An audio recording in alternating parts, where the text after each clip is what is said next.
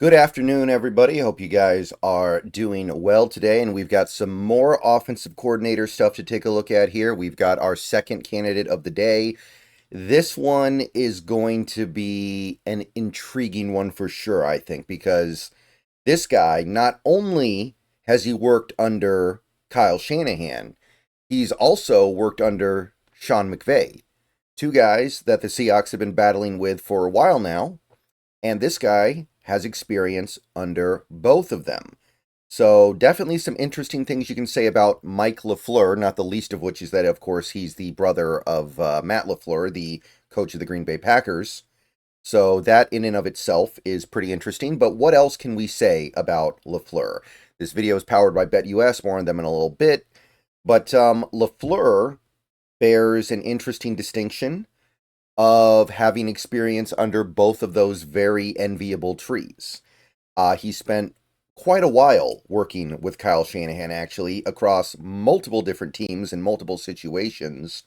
And then, after striking out on his own for a little bit, he ended up finding himself under the tutelage of Mr. McVay.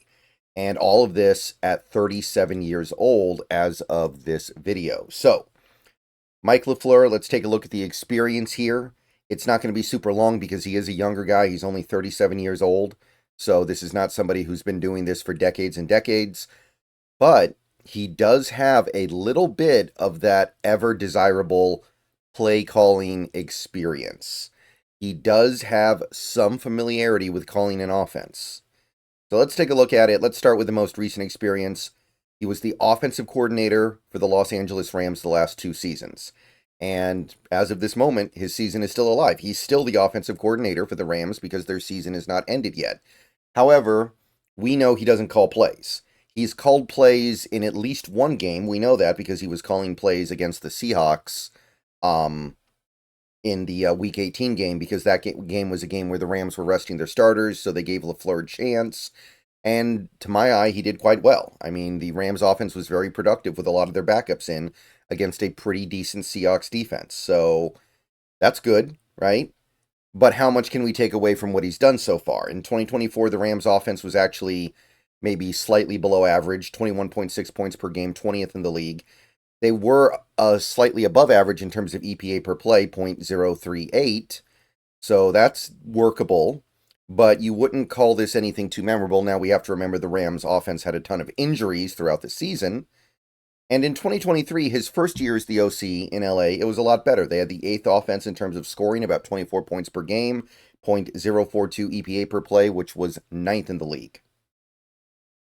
So that's good, but again, we know it's McVay's show. We know that McVay's the one calling the shots, and ultimately, he's the guy who makes that offense go. So to give LaFleur a bunch of credit for what happened these 2 years is probably a mistake.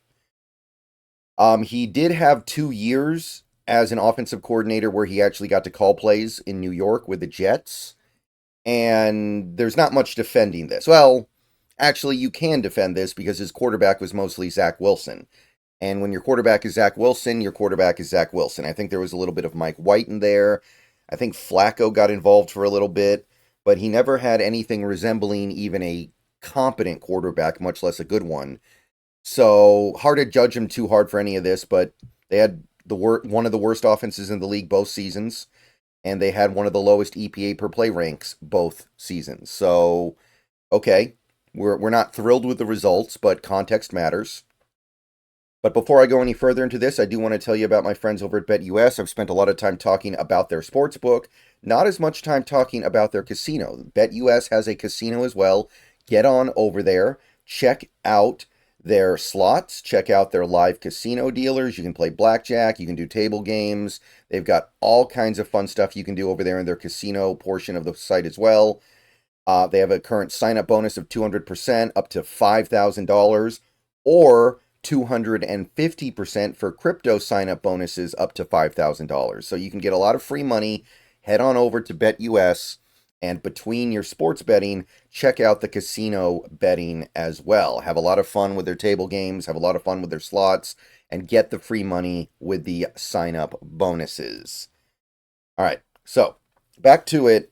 Before he was the Jets offensive coordinator, and I mean we can say he certainly wasn't making anything better these 2 years, right? Like you can't do much worse than this. Over these 2 years collectively, this was one of the worst offenses in football. Before then, however, he was under Kyle Shanahan in San Fran, and he was never the offensive coordinator. He was a passing game coordinator, and for a part of it, a wide receiver coach. So he wasn't even the OC, but he was building experience under a very good offensive minded coach, and there were some pretty good results. Now, 2020, that was one of the years where San Francisco kind of took the year off. They had injuries, they had a lot of problems. They weren't able to meet expectations in 2020. Their passing game was average, just over 4,000 yards, which was 12th in the league, and .089 dropback EPA was only 19th in the league. That's a pretty good number for dropback EPA, but remember, 2020 was the year where very few defenses were even remotely competent. 2019, on the other hand, the passing game was great in San Fran. They had about 3,800 passing yards, 13th in the league, but their dropback EPA was elite, .194, third in the NFL. And this was with Jimmy Garoppolo. This was with some very, very lackluster options when it came to the quarterback position. This was the Jimmy Garoppolo Niners. So they didn't really have a quarterback to carry the passing attack. They depended heavily on guys like Shanahan and guys like LaFleur and to get results. And the results were great. Now, in the couple of years before he was the passing game coordinator, he wore two hats on the 2017-2018 Niners. These are the first 2 years of Shanahan. 2018, the passing game was about average. 3,900 passing yards, 15th in the league, dropback EPA .054 per play, 19th in the league, so pretty much an average passing attack. But it has to be said, they did not have good receivers this year. They were one of the rare teams to not have a single wide receiver go over 500 receiving yards or 45 catches. Kendrick Bourne was probably their best guy, 42 catches, about 500 yards, 4 touchdowns. Dante Pettis gave them 470 yards. Marquise Goodwin was their third option, 23 catches, 400 yards. A receiver core to forget, for sure. Receiver production to forget in 2018. The Niners in 2018 were very, very bad, worth noting. In 2017, the Niners were also not very good. This was Shanahan's first year. They were ranked 9th in passing yards, 3,900. We don't have EPA rankings for 2017. I wasn't able to get that data. It goes back too far. But they were 9th in passing yards. Their receivers were better this year. Goodwin had almost 1,000 yards on this season. Pierre Garçon, remember him, had about 500 yards. And Trent Taylor had 430 yards. So tolerable, workable, decent, but still not really good. So you're still not really putting a feather in his cap for work during this era. But he is building experience under the great Kyle Shanahan. And that does not stop when you go back to before 2017, because when Kyle Shanahan was the offensive coordinator with the Atlanta Falcons, Mike LaFleur was the offensive assistant under Shanahan for those 2 years. And we remember what happened during this run. 2015, the Falcons' offense was below average, 21 points a game, 21st in the league, not very good. And then in 2016, the roof blew off. They had the best offense in the league by far. They were averaging 34 points a game. Kyle Shanahan was put on the map in a big way, and LaFleur was there as an offensive assistant. So he's doing something right. We don't know exactly what it is. Offensive assistants, that's a little bit vague, but it's not bad. So the Atlanta Falcons, they benefited tremendously from Shanahan and his troop passing through town, having one of the best offenses in recent memory in 2016, and LaFleur has his hand there. And even going back to before the Atlanta Falcons, he was still working under Shanahan for the Cleveland Browns. Remember, Shanahan started out on the Cleveland Browns staff in 2014, and LaFleur was an offensive intern working under Shanahan. Now, 2014 was a year to forget for Cleveland's offense. I think this was one of the Mike Pettine Browns. 18.7 points per game, 27th in the league, so one of the worst offenses. He's an offensive intern. Who knows what he was doing? As always, you have to include that caveat. But That's where he got his NFL start. The year before that, he was the offensive coordinator slash quarterback coach slash wide receiver coach for the Davidson Wildcats. So that's pretty far down there. And he's wearing 3 different hats. Was only there for 1 year, 2013. The Davidson Wildcats went 0-11 in 2013, and they averaged 14 points per game. So really nothing you can say here other than it's something he would prefer us all to forget. But there's some good stuff here for sure. It's not a long resume, but there is play calling. There is reason to believe that he has some idea of what he can and can't get away with at the NFL level.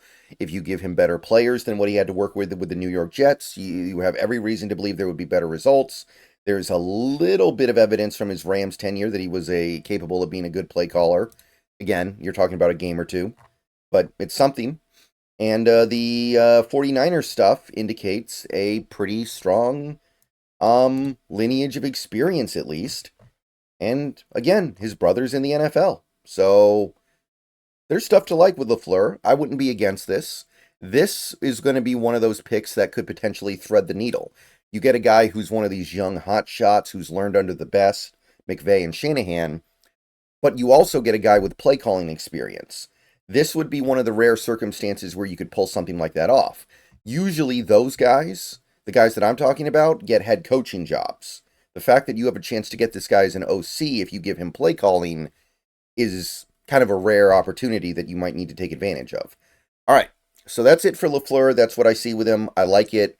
He's not my favorite, but it would definitely be one that would kind of unite the different factions on this topic. Thank you to BetUS for powering this video. I will see you guys later. Got one more video later today. Not going to be for everybody, but I'm going to post it nevertheless. Be on Twitch later. Everyone have a good rest of your day. Go Hawks.